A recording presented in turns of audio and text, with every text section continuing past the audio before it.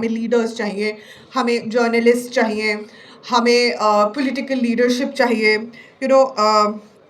हम लोगों को फोटोग्राफर्स चाहिए, हम लोगों को पोएट्स चाहिए, हम लोगों को सिंगर्स चाहिए, and I want to reiterate from this stage today that we need people like Gulfisha Fatima, we need people like Sharjeel Imam, we need people like Umar Khalid. औरतों को लीडर्स बनाने के लिए एनकरेज करना चाहिए. We don't just need participation of women. Tokenism, gender quota, gender diversity वो नहीं चाहिए. हमें औरतें लीडरशिप पोजीशंस पे चाहिए. लीडरशिप पोजीशंस पे इंडिपेंडेंट, फ्री थिंकिंग, बेबाक, बदतमीज, बेखौफ औरतें चाहिए जो अपनी बात कह सकें बिना ये सोचे कि किसी को कैसा लगता है. सबसे पहले तो मैं शुक्रिया अदा करना चाहूँगी ऑर्गेनाइजर्स का, मेरी पूरी टीम का और उन सब लोगों का जो आज यहाँ पे सुनने आए हैं, for organising this very important event. 10 साल एक बहुत लंबा वक्त होता है सीखने के लिए, काम करने के लिए, एक विजन को बनाने के लिए और ये भी समझने के लिए कि वो विजन की क्या ताबीर होने वाली है. फैज़ान भाई, फरमान भाई, सब लोगों ने अपना विजन शेयर किया. शुरुआत एक प्रेजेंटेशन से हुई थी एंड मुझे बहुत खुशी हुई ये देख के कि आज भी इस सोशल मीडिया के दौर में कुछ ऐसी ऑर्गेनाइजेशंस हैं जो इतनी क्वाइटली बिना किसी शोर शराबे हल्ला गुल्ले के अपना काम करती हैं और फोकस सिर्फ ये बताने में नहीं होता है कि हमने ये काम किया है, पर इस चीज़ पे फोकस है किस तरह से विजन को ब्रॉडन किया जाए, किस तरह से ज़मीन पे उतर के काम किया जाए. कहीं ना कहीं 2014, 15, 16, 17 ये एक सोशल मीडिया का एक पीक दौर था. तो हमें ये लगने लगा था कि अब तो सभी कुछ ऑनलाइन शिफ्ट है, सोशल वर्क भी ऑनलाइन शिफ्ट हो गया है, एक्टिविज़म भी ऑनलाइन शिफ्ट हो गया है, पढ़ाई भी ऑनलाइन शिफ्ट हो गया है. बट आई थिंक अभी कुछ समय से एक रियलिटी चेक आया है कि जब तक ज़मीन से नहीं जुड़ेंगे तब तक ज़मीन पे जो हालात हैं उनको बदल नहीं पाएंगे. तो मुझे ऐसा लगता है कि जितना मैंने जाना है, मीम ऐसी ऑर्गेनाइजेशन है जो इस चीज़ को अच्छे से दिखाती है.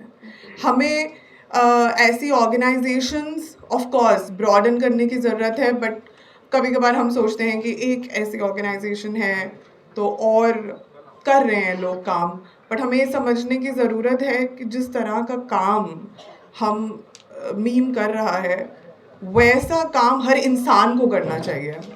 This is not something that you do only as professionals, this is something जो हर इंसान को हर वक्त काम करना चाहिए. ये बहुत एक आज ब्लड डोनेशन के लिए जाना है हर इंसान को, मुझे लगता है, चाहे वो एक डॉक्टर हो, एक इंजीनियर हो, एक लॉयर हो, एक जर्नलिस्ट हो, कि टीचर हो, किसी भी फील्ड में हो, बट अपनी जगह पे अपने एरिया में ऐसी तंजीमों के साथ जुड़ना चाहिए, उनके साथ काम करना चाहिए. This is a duty of, I think, even if we talk about a democratic rights framework, तो उस तरह से भी हमारी एज अ सिटीज़न ड्यूटी है. और अगर हम दीनी तरीके से बात करें तो एक मुसलमान होते हुए हमारी ये बहुत ज़्यादा ज़रूरत है कि हम इस तरह का काम करें.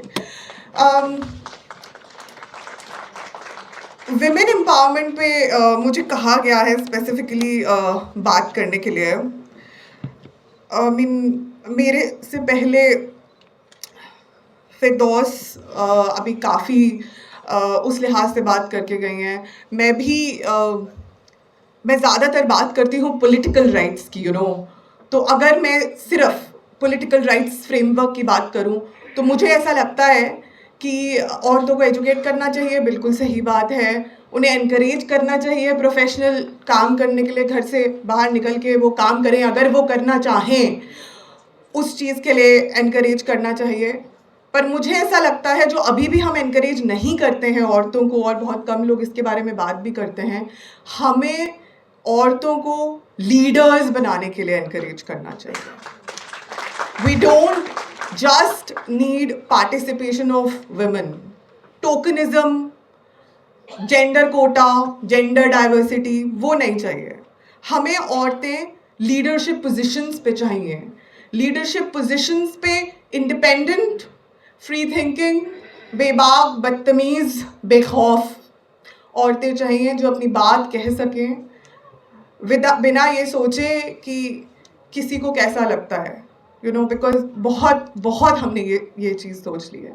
तो हमें ऐसी औरतें चाहिए जो अपनी बात बोल सकें, जो लीड कर सकें, not just women but I think everybody, एक mainstream leadership of women की हमको बहुत ज़्यादा ज़रूरत है। मैं आज भी देख रही हूँ कि जब मैं जामिया मिलिया इस्लामिया के कैंपस में गई थी 2017 में, तो औरतों का पॉलिटिकल स्पेस नहीं था। मैं कभी कभार एक अकेली लड़की होती थी जहाँ पे 50 लड़के होते थे, 50 men would be standing there, और हमेशा मुझे बोला जाता था कि तुम जाओगी ना तो तुम ये बोलना, इस तरह से वो स्पेस क्रिएट हुआ था। और बाद में वो स्पेस हम लोगों ने अपनी मेहनत, खून पसीने से इस तरह से बनाया कि women would come out and tell कि आज हम ये करने वाले, तुम लोग आ जाना ज्वाइन करने के लिए, सपोर्ट चाहिए तुम लोगों का, that is the sort of leadership that is required. Apart from that, दो बातें मैं बोलना चाहूँगी, वक्त कम है। एम्पावरमेंट की जब हम बात करते हैं, विजन मीन का एम्पावरमेंट ऑफ द मासेस, तो वो एम्पावरमेंट ऑफ द मासेस का मतलब क्या है, वो एम्पावरमेंट ऑफ द मासेस कैसे होगा, उसमें तालीम, एजुकेशन का क्या रोल है। एक्चुअली अगेन फिरदौस भी ये बात बोल रही थी और इस पर मैं अपनी भी I want to add my 2 pence to it कि तालीम, जब हम बात करते हैं, तालीम सिर्फ इस चीज़ की बात नहीं है A to Z हमने रट लिया है। तालीम इस चीज़ की है, एक तालीम एक होलिस्टिक तालीम है, चाहे वो आर्ट्स की हो, चाहे वो कल्चर की हो, चाहे वो म्यूज़िक की हो, चाहे वो लैंग्वेजेस की हो। हम लोग अभी भी अपने बच्चों को इनकरेज करते हैं, मेरा भी एक 4 साल का बेटा है, हम लोग उनको इनकरेज करते हैं कि बेटा लॉयर बनना, DC बनना, डॉक्टर बनना और इंजीनियर बन जाओ। मुझे ऐसा लगता है कहीं ना कहीं हम फॉलोअर्स क्रिएट कर रहे हैं, लीडर्स नहीं क्रिएट कर रहे हैं। हम ये सोचते हैं कि दीन के लिहाज से, दीन के राह में जो काम है वो सिर्फ दावत का काम है। अभी मैं एक SIO के लिटरेचरी फेस्टिवल में गई थी, वहाँ पे अमीर जमात कह रहे थे कि अगर हम कहते हैं कि हम दीन के लिए काम करना चाहते हैं तो हमारे दिमाग में सिर्फ एक ही काम आता है, वो आता है दावत का काम। पर आर्ट्स, लिटरेचर को पढ़ना या कोई भी काम किसी भी फील्ड में हम चले जाएं, इस लिहाज से हम उसको करें कि मैं ये काम कर रही हूँ और अल्लाह ताला इसी राह में मुझसे कोई काम ले ले, वो काम खुद ब खुद आपके पास आ जाएगा। This is something that my father use to always tell me, क्योंकि मैं जब कैंपस गई थी, मैं PhD कर रही थी सोशियोलॉजी में। I was not an activist, I had no political aspirations. मैंने कभी नहीं सोचा कि मुझे मंच पे जाके बोलना है या मुझे लीड भी करना है। पर ये था कि मेरे सामने अगर फीस भर रही है तो मुझे उससे प्रॉब्लम है, चाहे मैं अफोर्ड कर पाऊँ, बट कुछ लोग हैं जो अफोर्ड नहीं कर पा रहे। रेस्ट्रिक्शंस हैं कुछ औरतों पे, जिसकी वजह से कुछ कोर्सेज में वो एक्सेल नहीं कर पा रही हैं। लीगल लॉयर्स, MCRC, मतलब जो जर्नलिस्ट वगैरह होते हैं, उनके टाइमिंग्स ऑड होते हैं, but because there in the hostel they were not allowed to go out. वो उनको ये वक्त मौका नहीं मिलता था कि वो देर तक रुक सकें। तो किस तरह से वो एक जो लड़ाई रही कि ये सब चीज़ें हमारे लिए इसीलिए ज़रूरी हैं बिकॉज हमारा ये राइट है कि हम भी इक्वली एक्सेस कर सकें इन सब स्पेसेस को और हम अपनी बेहतरी के लिए इन सब फील्ड्स में काम कर सकें। सो वो वहाँ से शुरू हुआ। It was only my mind set कि मैं कोई भी नाइंसाफ़ी अपने आसपास नहीं देख सकती। और मुझे ऐसा लगता है कि आज इस देश में अगर हर इंसान अपने आसपास होने वाली नाइंसाफ़ी पे टोक दे, आवाज़ उठा दे, तो मुझे ऐसा लगता है कि हमारी आधे से ज़्यादा जो प्रॉब्लम्स हैं वो वहीं के वहीं ख़त्म हो जाएंगी। आखिरी बात मैं ये करना चाहूँगी कि मैं बात कर रही थी, हमें क्या चाहिए, हमें लीडर्स चाहिए, हमें जर्नलिस्ट चाहिए, हमें पॉलिटिकल लीडरशिप चाहिए, यू नो हम लोगों को फोटोग्राफर्स चाहिए, हम लोगों को पोएट्स चाहिए, हम लोगों को सिंगर्स चाहिए, यू नो.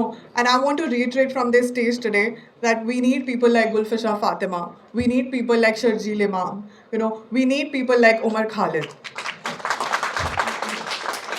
और मैं ये एक बात ये कहना चाहूँगी, आज इस मंच से बहुत सारा काम मीम कर रहा है और भी सोशल ऑर्गेनाइजेशंस कर रही हैं, बट मेरी एक शिकायत हमेशा जो स्पेसिफिकली ऑर्गेनाइजेशन सोशल वर्क पे फोकस करती हैं, मेरी उनसे हमेशा एक शिकायत रहती है कि आप लोग पॉलिटिकल राइट्स की बात उतनी ही जोर से कीजिए जितना जोर से आप सोशल राइट्स की बात करते हैं. बिकॉज जब तक हम लोग अपने पॉलिटिकल राइट्स की बात नहीं करेंगे, हम अपने सोशल इश्यूज को रिजॉल्व नहीं कर पाएंगे. एक politicization of every citizen of this country, you know, एक इम्पॉर्टेंट मूवमेंट है, मुहिम है, जो हमें चलानी चाहिए. एज पेरेंट्स हमें अपने बच्चों को पॉलिटिकल राइट्स के बारे में बताना चाहिए, उनको एनकरेज करना चाहिए कि वो अपने पॉलिटिकल राइट्स को क्लेम करें.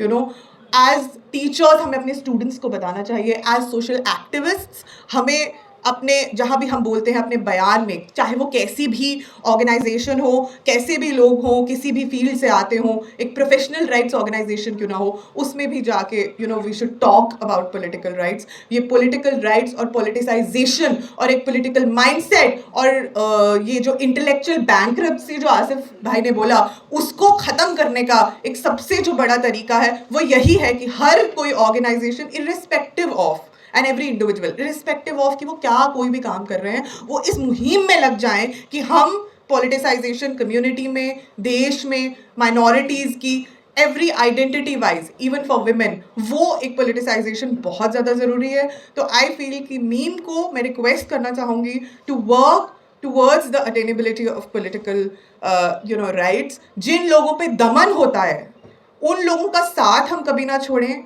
ये एक मेरी बहुत दिल से इल्तिजा है आप सब लोगों से और मीम से भी, और जितनी भी ऑर्गेनाइजेशन से जुड़े हुए लोग यहाँ पर हैं या जो भी पॉलिटिकल एफिलिएशंस के लोग यहाँ पे जुड़े हुए हैं, कि जो भी लोग इस टाइम पे स्टेट रिप्रेशन का शिकार हैं उन्हें भूल मत जाइए, उनके लिए आवाज़ उठाते रहिए.